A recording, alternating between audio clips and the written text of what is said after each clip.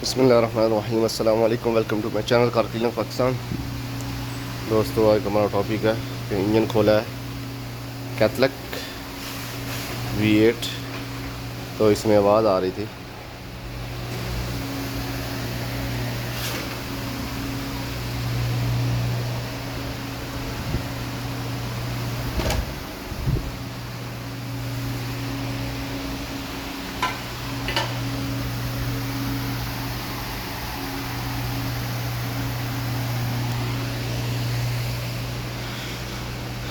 तो अभी चेक करवाते हैं कौन सी जगह।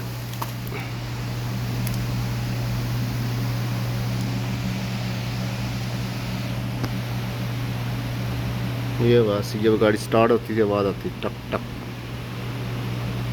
तो इसको रिप्लेस कर दिया है।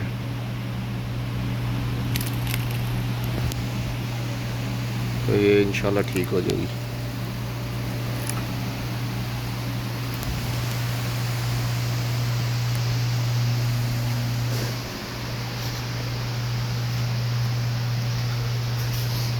इसका सिर्फ इंजन निकाला है, गियर तो इसका अंदर ही है।